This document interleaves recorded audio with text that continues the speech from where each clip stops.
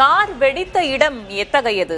அதிகமாக மக்கள் புழக்கம் இருக்கக்கூடிய பகுதியா அல்லது ஆள் நடமாட்டம் அதிகமாக இல்லாத பகுதியா? எத்தகையது கணபதி? மிகவும் பரபரப்பாக இயங்கக்கூடிய பகுதிகளில் ஒன்று. செங்கோட்டை அருகேதான் சாந்தினி சவுக் உள்ளிட்ட பல்வேறு முக்கிய சந்தைகள் இருக்கின்றன. ஆகவே தினமும் லட்சக்கணக்கானோர் வந்து போகக்கூடிய இடமாக அது இருக்கிறது. அப்படிப்பட்ட சூழ்நிலையில் மெட்ரோ ரயில் நிலையத்துக்கு மிகவும் அருகிலே இந்த சம்பவம் நடந்திருக்கிறது.